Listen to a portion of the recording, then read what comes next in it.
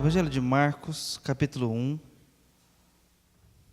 9, até o versículo 11, diz assim: Naqueles dias, veio Jesus de Nazaré da Galileia, e por João foi batizado no Rio Jordão.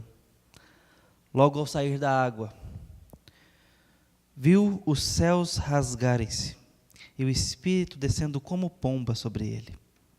Então foi ouvida uma voz dos céus: Tu és o meu filho amado, em ti me comprazo. Meus irmãos, esse texto me chama ao início. Jesus está se batizando, o que ele está fazendo aqui não foi bem entendido pelo próprio batizador aqui. João Batista está anunciando um batismo específico. É o final do batismo do Antigo Testamento. Esse batismo aqui se encerra nos dias de João Batista. Ele não continuará daqui por diante. O nosso batismo e o batismo do Novo Testamento é outro batismo. É um batismo com uma confissão um pouco diferente e com uma função um pouco diferente. No judaísmo, haviam dois ritos ou duas atitudes que serviam para o culto e o pertencimento ao povo de Deus: a circuncisão e o batismo. A circuncisão servia para declarar a entrada no povo de Deus e a dependência do ato público para pertencer ao povo de Deus. Combina muito com o nosso batismo cristão.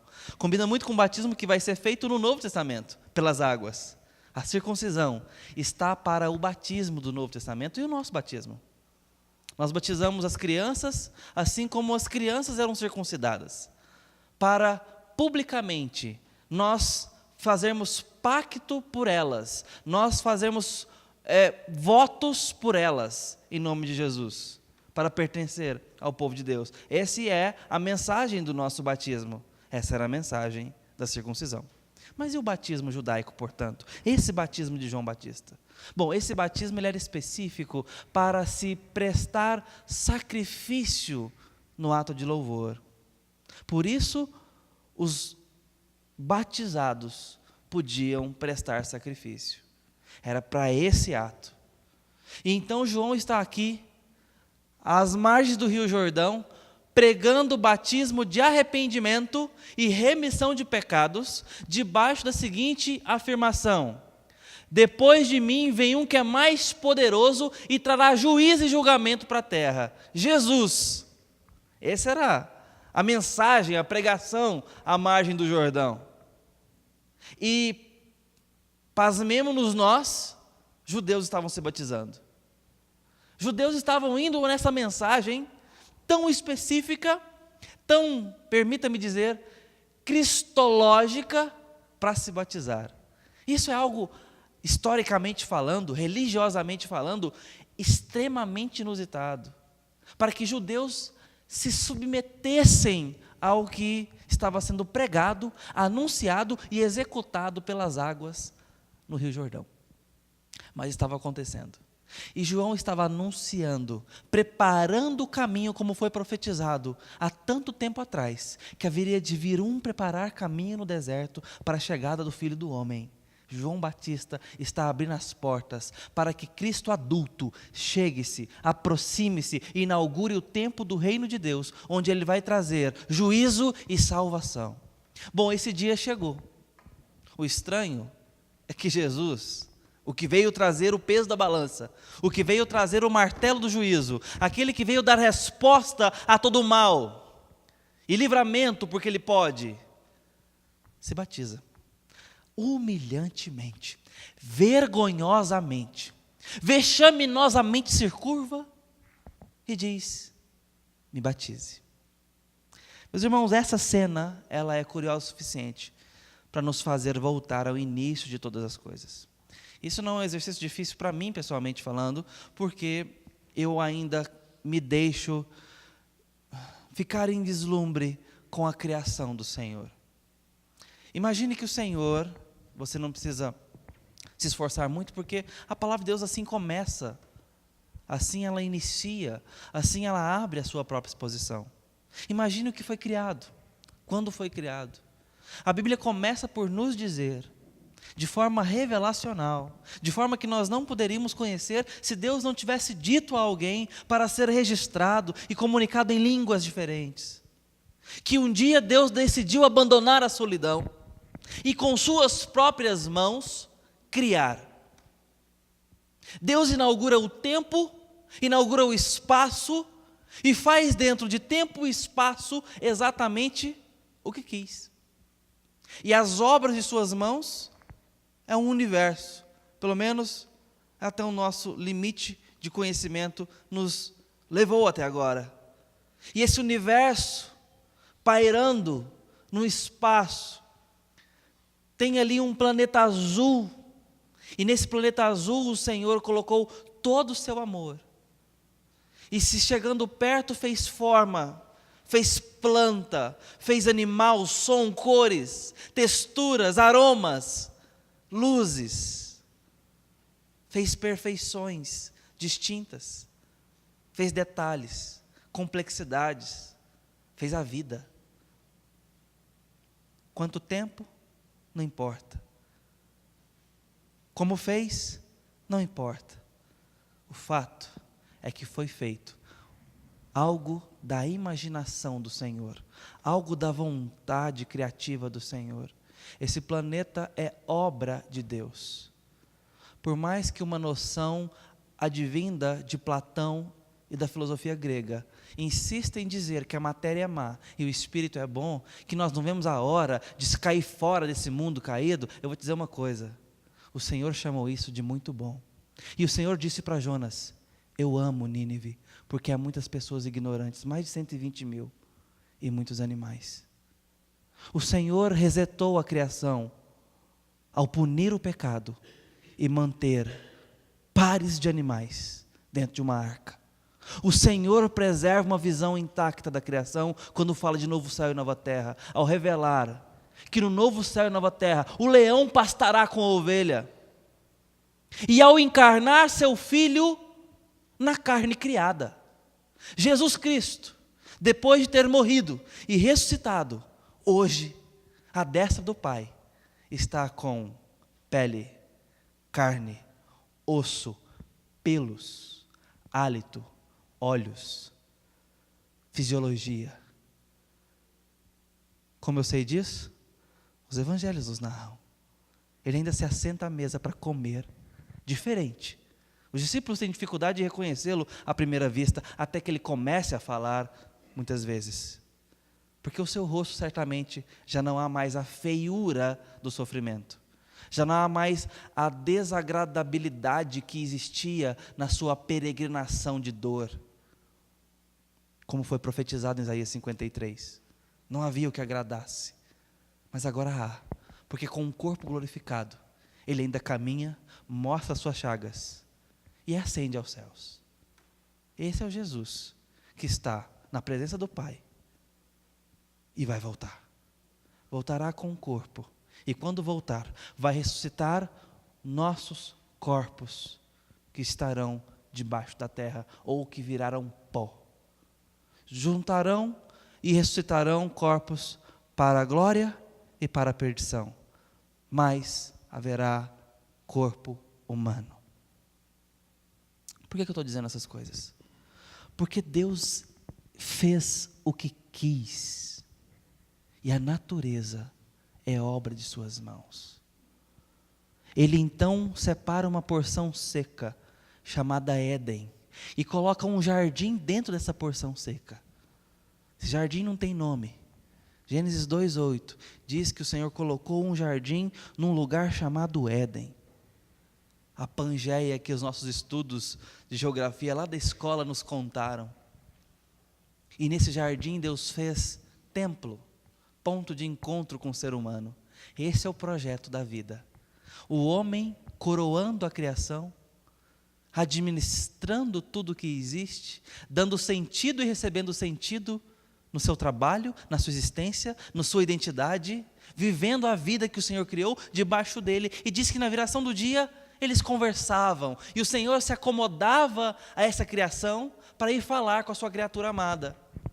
Por isso Deus amou demais. Por isso fica exposto e provado que o Senhor amou demais o que fez. Porque Ele se acomoda e faz uma criatura à sua imagem, à sua semelhança, para lhe ter compatibilidade, para comunicar-se com ela. Deus fala com a criatura, Deus vem ao encontro de Adão e Eva e estabelece diálogo, comunhão, amizade, afeto. Esse é o projeto da vida. Um Criador ali compatível com a sua criatura, uma criatura compatível com o Criador, e então segue-se a vida. Mas essa perfeição dura apenas 2 capítulos bíblicos. No 3º capítulo, a criatura já é expulsa do jardim. Porque vira as costas ao Criador e à sua vontade, à sua lei, à sua expressão, à sua manifestação revelada. O que Ele queria dessa criatura? Não coma daquela árvore. Comeram. Quebraram um elo. E representativamente nós também estamos de elo quebrado. A pergunta que fica é, então, o projeto Éden foi desperdiçado? Falhou? Deus olhou para os rascunhos e disse, poderia ter sido muito bom? Bom, meus irmãos, muita gente acredita nisso. Hollywood acredita nisso.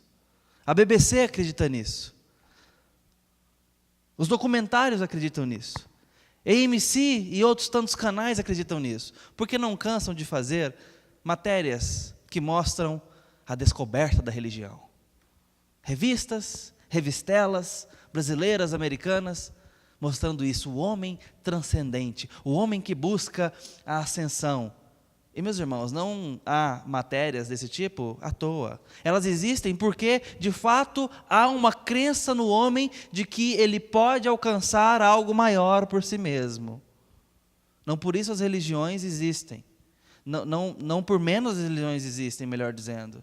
E, meus irmãos, não há na sociologia notícia de que qualquer ajuntamento humano já encontrado, noticiado, que não há uma noção religiosa. Isso não tem nada a ver com Jesus Cristo, meus irmãos. Tem a ver com adoração. Tem a ver com buscar algo além de si mesmo.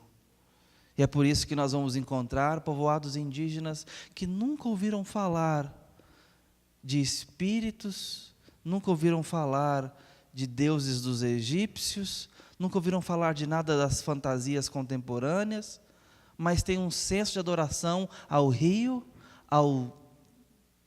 à madeira, ao fogo, ao sol.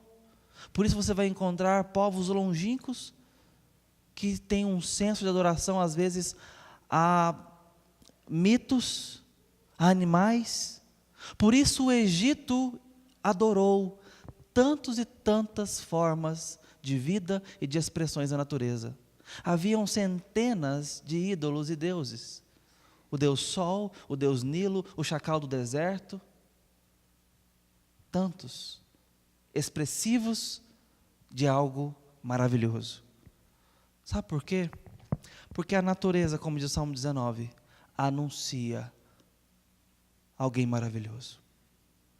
Há uma assinatura na natureza, que apesar de caída, revela. Existe um Criador. Isso jamais vai nos levar ao Criador. Mas é por isso que o homem é tentado a adorar a criatura. É por isso que a Bíblia diz que nunca foi difícil para ninguém deixar de amar. Nunca foi difícil para alguém amar a sua própria carne. Por quê? Porque nós olhamos para nós com muito amor. Vemos que há uma complexidade que foge à razão. E nós nos amamos. Amamos a criatura. Até a perversidão é um ato de adoração. Adoração à própria humanidade. Adoração ao ego é uma questão de louvor. Meus irmãos, esse projeto belíssimo é um projeto divino. E por isso tem ocorrido idolatrias. Por isso o homem deixa o jardim, porque a proposta foi, você será igual ao Criador. Não há nada mais adorável do que o Criador. E a saga que segue ali não é de um projeto perdido. Porque a história não nos conta o homem buscando o transcendente. A história não nos mostra um homem que quer fazer contato com Deus e Deus se fazendo difícil. Pode até mostrar um homem que é capaz de adorar coisas, pessoas, mas não mostra um homem capaz de ser amigo de Deus. Desse, o homem é inimigo.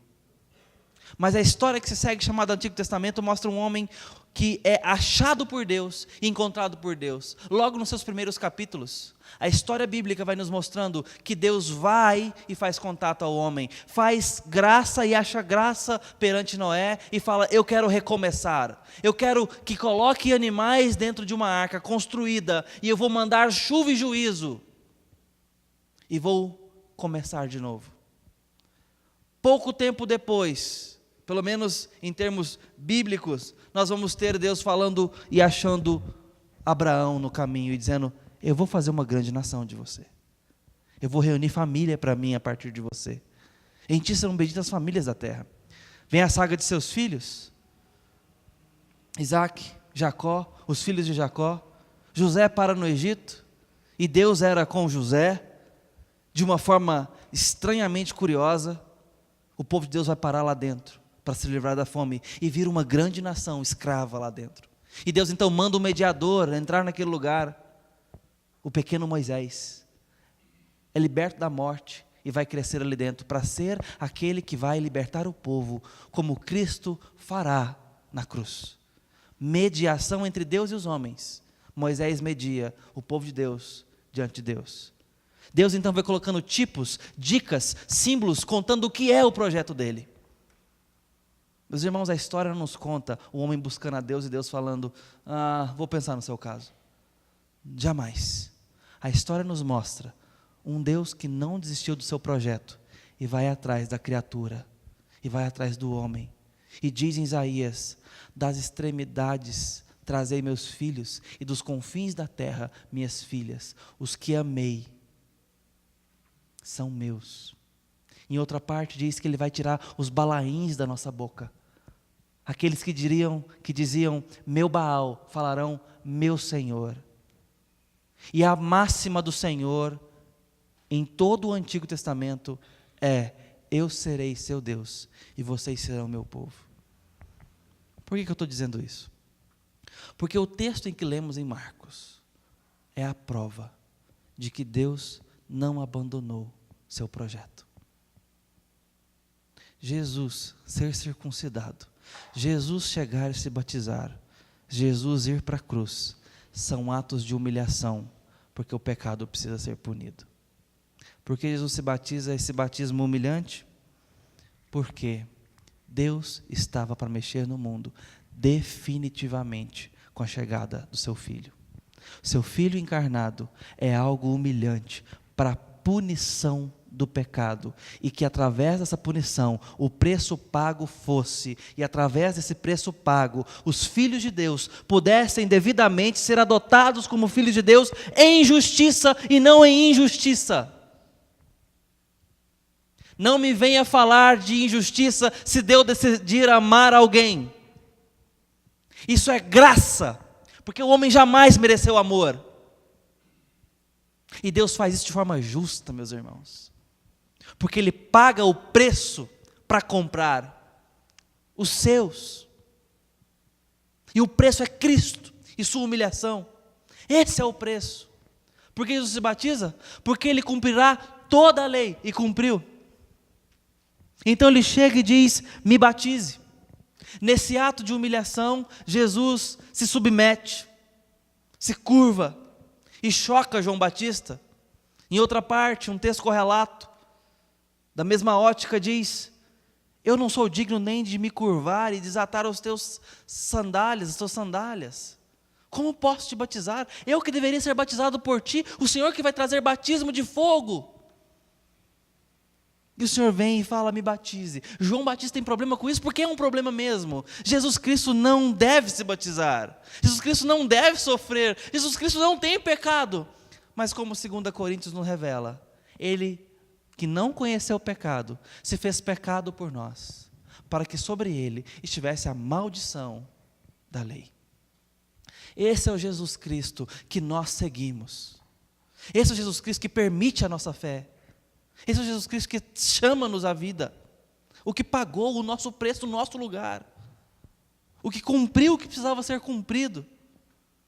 O que executou a missão de pagamento de preço. Ele se doou. Por isso é estranho. Por isso é escandaloso. Mas esse Jesus se batiza. Aquele que não conheceu o pecado, ele o fez pecado por nós, para que nele fôssemos feitos justiça de Deus. Então viu os céus se rasgarem e o Espírito descer como pomba. Meus irmãos, num tempo de muito desespero, de apostasia do povo, o profeta Isaías ora e clama ao Senhor: ah, se os céus se rasgassem, se os céus se fendessem e Deus descesse para nos acudir. Olha o que está acontecendo nesse texto. Uma oração de alguns milênios atrás, respondida. Os céus se rasgaram. Eu não sei o que essa cena significa visualmente, mas o fato é que o texto diz que os céus se rasgaram diante da humilhação do nosso Senhor. E o que aconteceu? O Espírito desceu, mas não desceu de qualquer forma. Como é que o Espírito desceu, meus irmãos? Como pomba. Onde Jesus está? No Rio Jordão. Sugestivo demais para você? Para mim é. Porque se você volta os olhos e volta a memória no que eu acabei de falar, quando foi que uma pomba sobrevoou águas? No juízo de Deus, no tempo de Noé. Uma pomba sobrevoando águas, trazendo um ramo verde no bico, dizendo: Deus está em paz. E vai começar de novo. A sua ira foi aplacada. A justiça foi feita. Deus está em paz agora. E vai começar a vida de novo. Mas não foi o único lugar que o Espírito, que uma pomba sobrevoou, porque o Espírito também vai pairar sobre águas em outro lugar. Onde? Em Gênesis. Gênesis capítulo 1. O intento criativo de Deus nos mostra o Espírito pairando sobre águas. Anunciando o quê? Que Deus vai criar a sua obra-prima. Que Deus vai começar a inventar coisas que Ele vai gostar demais, que Ele vai amar muito. E o Espírito pairando sobre as águas, anunciando: uma novidade está por vir. Deus está criando. Deus está amando. Assim como em Gênesis, assim como em Gênesis 1, em Gênesis 9, em Noé. O Espírito paira sobre Jordão para nos dizer que Cristo está mexendo radicalmente nesse mundo ao se batizar dentro daquele rio. Porque através da humilhação de Cristo, toda novidade de vida é possível. Através da humilhação do Redentor, a nossa vida é possível, a nossa alegria é possível, a nossa esperança tem vida. Por conta do que Cristo fez em humilhação, em cumprimento da lei, nós podemos ser justificados dos nossos pecados, libertos das amarras do inferno, e podemos cantar para Deus, perceber Deus, amar Deus, ter comunhão com Deus. Esse é o nosso Cristo. Por isso Ele se batiza, porque Ele está indo oferecer sacrifício, e o sacrifício é Ele, por mim e por você. É por isso que Ele se batiza. Não podemos ter dúvida. Jesus faz coisas escandalosas, mas é para o nosso bem. E o texto termina com uma outra frase. Nesse ato de humilhação, Jesus vem debaixo da ira de Deus. É assim que Ele se apresenta ao mundo. Diz que foi ouvida uma voz do céu: este é o meu filho amado, em quem me comprazo. Ou seja, este é meu amado filho, em quem tenho prazer. O pai diz naquele momento: filho, eu estou feliz com o que você está fazendo. O filho está se humilhando, o filho está pagando um preço que não é dele, o filho está em vergonha, o filho está em punição, debaixo da ira, mas está feliz. Porque ele diz em João 17, que a vontade dele é que onde ele esteja, estejam também aqueles que o Pai deu para ele. E é assim que os seus são feitos seus. E Isaías 53 diz que ele veria o fruto do penoso trabalho de sua alma e ficaria satisfeito. A dolorosa obra de sua alma começou. E ele já está satisfeito. E a Trindade se encontra à margem do Rio Jordão. Deus Filho pagando o preço. Deus Espírito validando esse ato. E Deus Pai afirmando a gratificação da humilhação do Redentor. Por quê? Porque na morte humilhante de Cristo, na obediência de Jesus, o projeto Éden não é apenas mantido, mas elevado à potência de novo céu e nova terra, cumprindo as palavras de Apocalipse capítulo 21, que diz: eu tabernacularei para sempre com o meu povo. E cumprindo o grande lema do Antigo Testamento: eu serei o vosso Deus, e vocês serão meu povo. Jesus não apenas valida o projeto Éden, mas leva ele ao cumprimento de novo céu e nova terra. Nós precisamos pensar mais sobre Jesus. Nós precisamos manter os olhos no que foi feito por nós. Essa é a raiz da nossa adoração, da nossa vida, do porquê estamos aqui no tempo. Um tempo criado com propósito e redimido por Jesus Cristo, para que nós alcançássemos sentido, razão e peregrinássemos para a inauguração de novo céu e nova terra quando Jesus voltar. Enquanto isso, adoremos o Santo Senhor. Obedeçamos o seu nome. Valorizemos as obras de suas mãos. Adore o Senhor pelo que Ele fez. E o que Ele fez é mais do que um planeta e seres vivos. Ele se revelou e revelou sua vontade. Precisamos aprender a apreciar o Senhor por todas essas obras, de sua mão, de sua voz e, sobretudo, de seu amor. Vamos orar. Deus, cabe a nós o louvor. Cabe a nós, compete a nós o agradecimento pelo que o Senhor fez por nós. Louvado seja o Senhor pelas obras das tuas mãos. Que possamos te adorar pela beleza desse lugar que habitamos. Que possamos te adorar ao respeitar a vida humana, o projeto Éden, mas que aponta para a comunhão de Criador e criatura. Este sempre foi o teu alvo. Então, Pai, te peço, ajuda-nos a honrar o teu alvo, a valorizarmos a penosa comunhão que foi adquirida, a custosa ligação entre ti e nós. Custou Cristo Jesus, o sangue precioso de Cristo, para que possamos viver o teu projeto. Então te pedimos, ó Deus, abre os nossos olhos para a adoração, para o louvor, para a gratidão pelo que foi feito por nós.